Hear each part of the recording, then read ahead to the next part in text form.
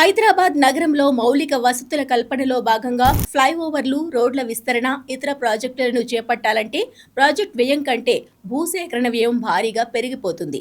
ఈ నేపథ్యంలో నిధుల లేమితో అభివృద్ధి పనులు నిలిచిపోకుండా ఉండేందుకు, అటు ఆస్తులు కోల్పోయిన బాధితులు సైతం నష్టపోకుండా ఉండేందుకు ఉమ్మడి రాష్ట్రంలో 2012 నుంచి టీడీఆర్ బాండ్ల జారీ విధానాన్ని అమల్లోకి తెచ్చారు. ఆస్తి కోల్పోయిన వారికి ఎంత నష్టపరిహారం చెల్లించాల్సి ఉంటుందో ఆ మేరకు అంత విలువైన టీడీఆర్ బాండ్లను జారీ చేస్తారు. ఇలా జీహెచ్ఎంసీ, హెచ్ఎండిఏ గతంలో వందల కోట్ల విలువైన బాండ్లు జారీ చేశాయి. ఆయా బాండ్ల వివరాలు ఆయా విభాగాలు వెబ్సైట్లో అప్లోడ్ చేసి టీడీఆర్ బ్యాంకుగా అందుబాటులో ఉంచుతాయి. ఈ బాండ్లు అవసరమున్న బిల్డర్లు, నిర్మాణ సంస్థలు నేరుగా బాండు ఉన్నవారిని సంప్రదించి అప్పటి మార్కెట్లో ఉన్న మేరకు ధర చెల్లించి వాటిని పొందుతారు.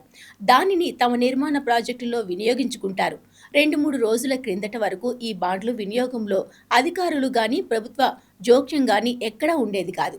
ఆస్తి కోల్పోయిన వారు తమ ఇష్టానుసారం బాండ్లను విక్రయించుకునేవారు. కేసీఆర్ ప్రభుత్వం హయాంలో వ్యూహాత్మక రహదారుల అభివృద్ధి కార్యక్రమం, వ్యూహాత్మక నాలా అభివృద్ధి కార్యక్రమం ఇలా మౌలిక వసతుల కల్పనకు పెద్ద ఎత్తున చేపట్టిన సంగతి తెలిసిందే. దీంతో టీడీఆర్ బాండ్లు భారీగా పెరిగిపోయాయి. కాంగ్రెస్ ప్రభుత్వం ఏర్పడే నాటికి హైదరాబాద్ నగర మార్కెట్లో దాదాపు 1000 కోట్ల విలువైన బాండ్లు అందుబాటులో ఉన్నాయని అంచనా.